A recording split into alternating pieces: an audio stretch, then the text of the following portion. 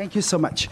Now he has just announced what I'm going to do in the next 20 minutes before we close tonight's rally, and it's to summarize for you what you have been hearing in the last 9 days. The last 9 days of rallying has been a time when we have heard voices all over Singapore. And every party's rally you have gone to, every article that has come out, everything on the internet, it seems to be speaking the same language.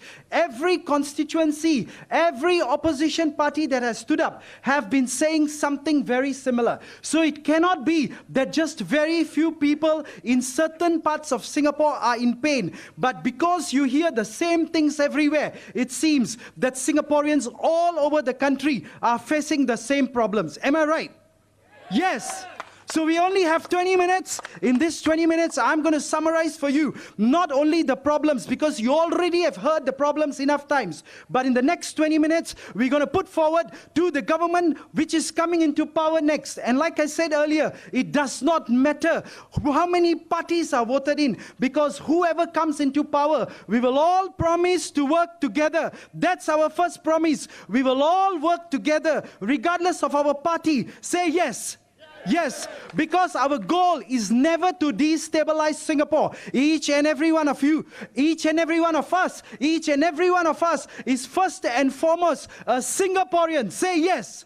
Yes, and all we have been fighting for are the rights of fellow Singaporeans. We just want Singapore for Singaporeans and our rights to come first. Give yourselves a big hand for that. Now, there are 7 main areas of our manifesto. I will now, in the next 7 minutes, if possible, tell you the key policy changes and the plans that we as SDA are going to put forward. You have heard some of that.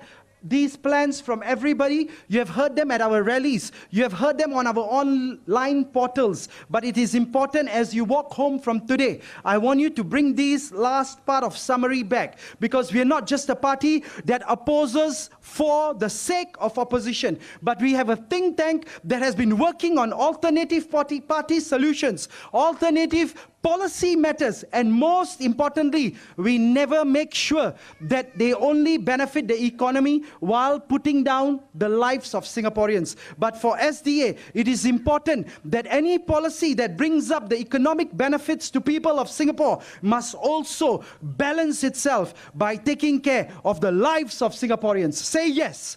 Yes. So I'll start off with the population white paper. He already declared today as a referendum, your vote is no more anymore to upgrade this lift or the infrastructure or other things. Today we are already a matured community. From the third world, we have become a first world country. It is no more about small bribes that the outgoing party gives. Vote for me and I give you a better lift. Vote for me and I paint your building better. It is no more such issues. We are an educated group of people. Yes, give yourselves. Today, we need to come together, and every vote that you cast will mean 2 important things. Number 1, don't overcrowd Singapore if our infrastructure is not ready. Is that fair? Is that fair? Yes. Maybe too many people came in too soon. We are not ready to handle that. I'll do a simple math. 6.9. And currently in this election, there are 2.4 million voters which are Singaporean voters. If you take simple math, 6.9 minus 2.4, which means you will have 4.5 million more new citizens or new immigrants who are going to come into Singapore. That means 65% population increase is 4.5 million. Now, if there are 65% more coming in to make 6.9, and Singaporeans, we are only 2.4, that leaves us as 35%. We will become second-class citizens in our own country. Do you want that anymore? No. Simple math. 35% true blue Singaporeans, 65% new foreigners. We want to welcome them. The top-end foreign talent is important for our economy. Yes, investors are important. Yes, even the foreign workers who do jobs that we don't want to are important. We are not against foreigners coming in, but we are against those foreigners, which will be the mass of them, 4.5 million, who will take away your jobs, take away your houses, take away your children's school seats, take away everything that we have built, our values, our culture. What will we become? Our national identity will go down further. There'll be no more proud of being a Singaporean. Do you want that? If you don't want that, then this vote that you have in your hand, it is not just a piece of paper. It is not just for the next lift or better painting. I will come and paint your block. But you use that vote, super important vote. Yes, it's an important vote.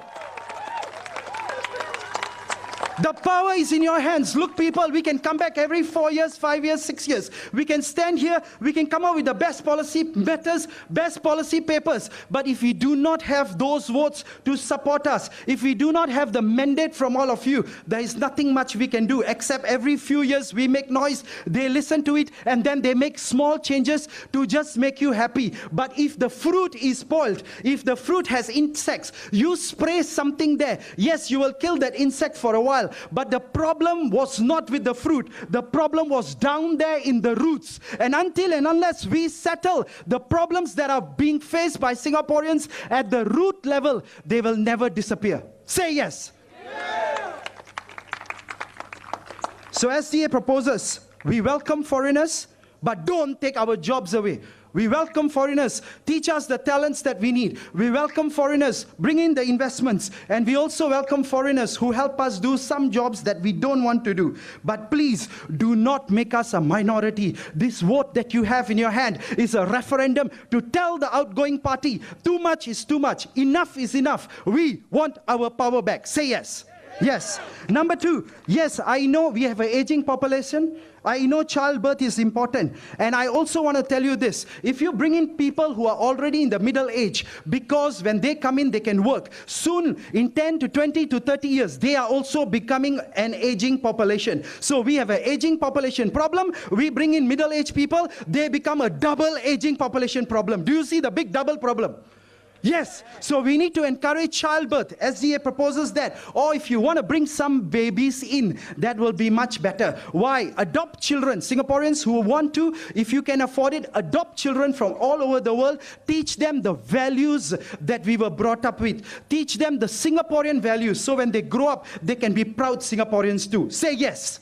Yes. And number three, there are a lot of single parents, a lot of single mothers, a lot of them who are in our community today. Well, can I just say something? We do not want to ignore anyone, and we also want to have same benefits, same rights, and same welfare, so they can continue to be good parents with double parent roles. Number six, we also know that if more of those population, new people come in, they will not be born and they won't have in their brain, the blood cell, the true blue Singaporean nature. So we want top civil service positions to be protected so that they are only held by Singaporeans who either were born here or have at least gone through national service to prove their commitment to Singapore. Yes, number seven. We have always been for races that have always been together. We have always stood together to hear the lion roar. Ladies and gentlemen, as I conclude the population white paper stand, SDA says, we want a Singapore for Singaporeans. We want everything in infrastructure to go up. Then let's bring them in. But if possible, never forget, we are the people of Singapore. We deserve to be treated fairly. Say yes. Number two. CPF. Now, I may not be already 55, but every member of the public that I've been speaking to, every elderly gentleman, every man who is driving our taxis, even this evening as I came here, thank you, sir, that's a good job. Let's keep doing it. No job is bad, but every one of them is crying the fact that my minimum sum has gone so up high, I can't even take out my money. This money was what I worked for. This money was what I saved every month. This money was what I was looking forward to when I grow old, to have to live my golden years. At 55, we were promised. Now the government says 65, 67, or keep it there. But the second thing is, they are not even going to return you the lump sum at that age. It will be in small installments which cannot, and SDA says cannot, maybe even run your life with a rising cost. So our stand has been...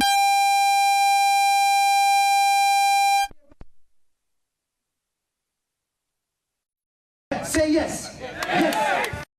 Some Singaporeans Singaporeans who are good and savvy, they will know how to handle this money, they will invest it outside, they will grow it further, they are taken care of forever. But there will still be some Singaporeans who may not be comfortable in managing and investing their money. Then let's give them a choice. At what age? Say 55.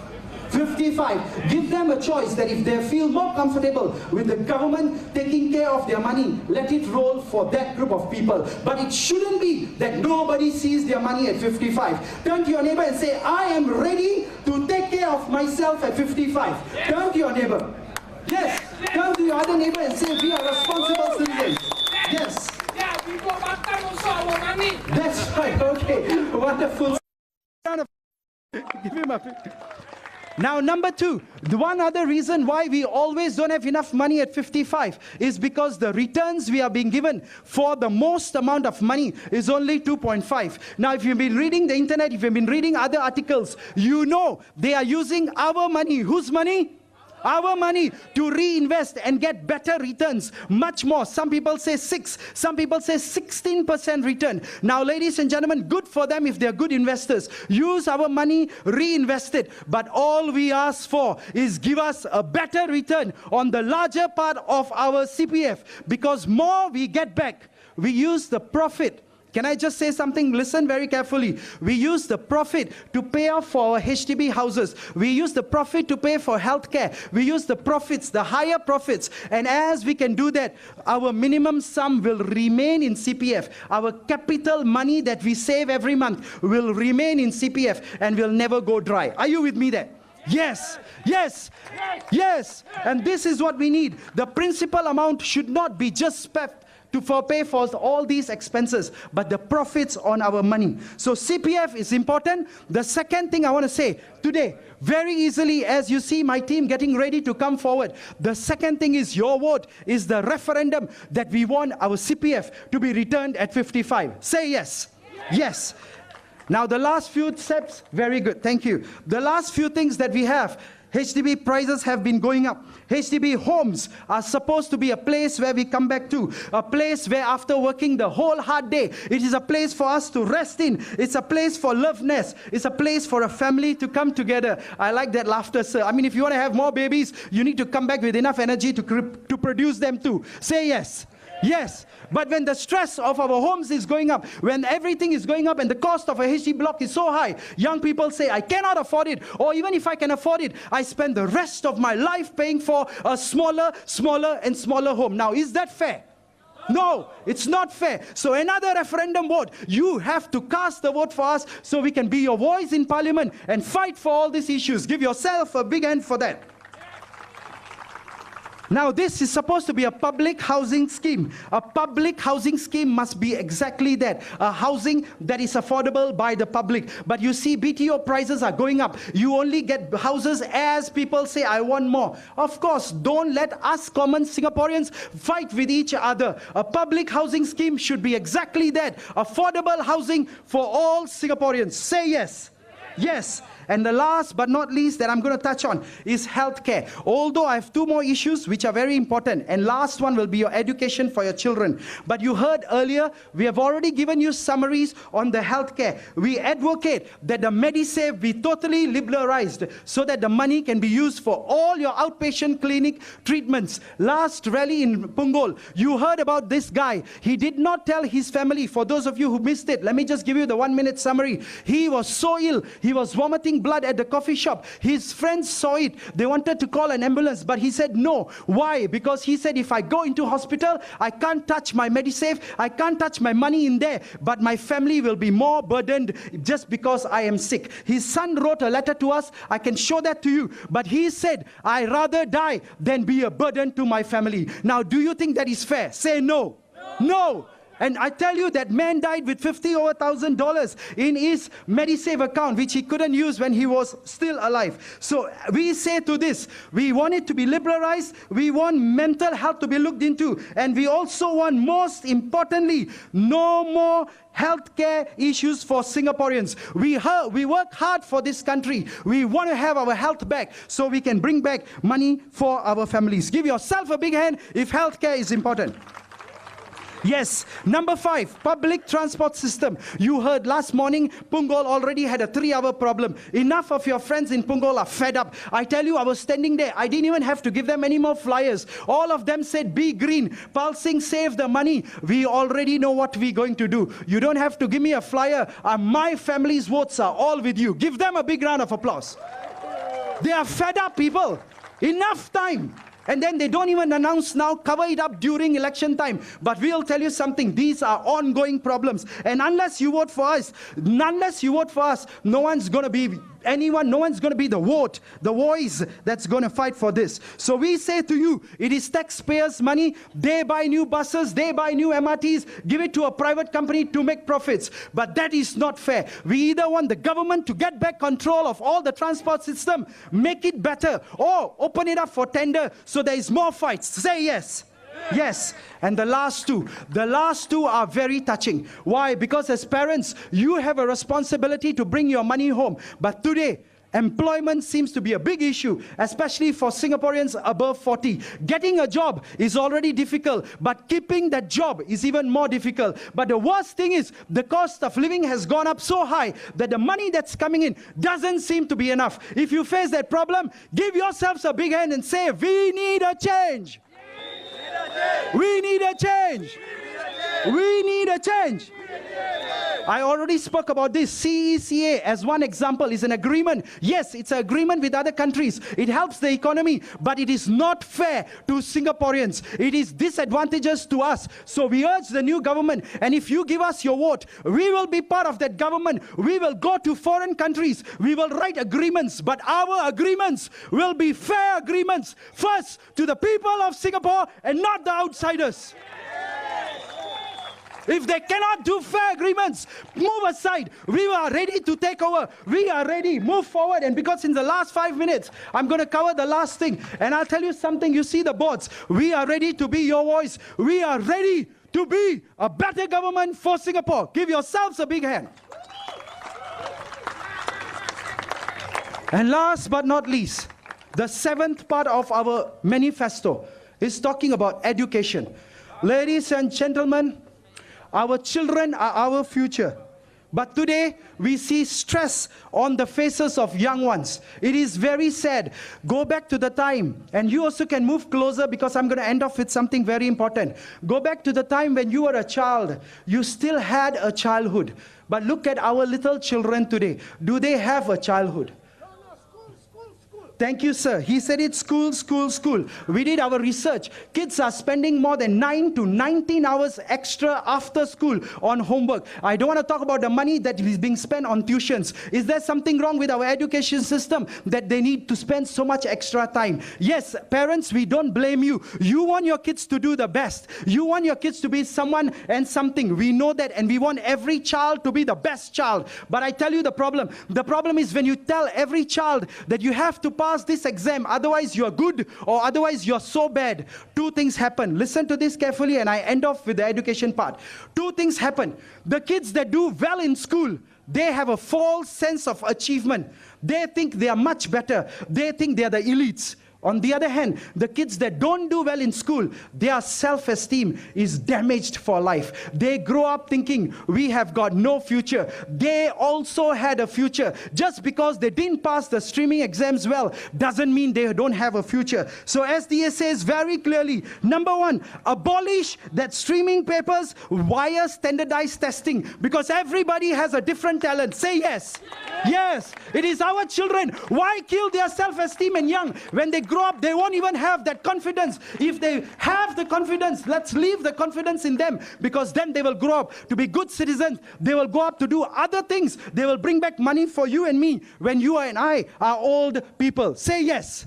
Yes. So we want that. And the last but not least, ladies and gentlemen, tomorrow you have a cooling off period. We are not allowed to talk, but you are our voice for tomorrow. Say yes.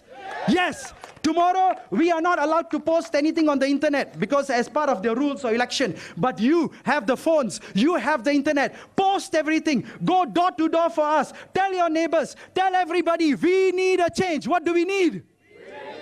We need a a change. Tell them it is time to give the opposition, the SDA, a chance in Pasir Ris Punggol. I've shared with you all the good news. This man has 14 years of experience running town councils. Yours will be the best town council. That much of confidence I have. Say yes.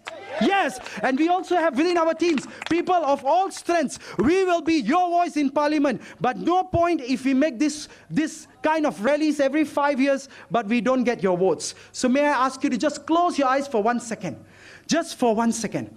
And I want to see every one of you, as you close your eyes, look for a beautiful future. In this beautiful picture, Singapore is going to be much better than what it is right now. Don't believe a word of lie that they are saying Singapore will go down because opposition go up. No, that won't happen.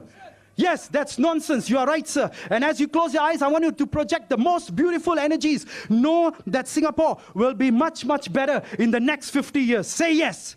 Yes, 50 years ago, a man was born. 50 years ago, no, he wasn't born, but he came into power as an opposition. He passed away this year. But I'll tell you something. He has brought Singapore from third world to first world. And in the next 50 years, we promise to do the same. So I want you to do one last thing in the last 2 minutes that I have. I want you to all stand up straight with pride. I want every one of you to say, I have the power.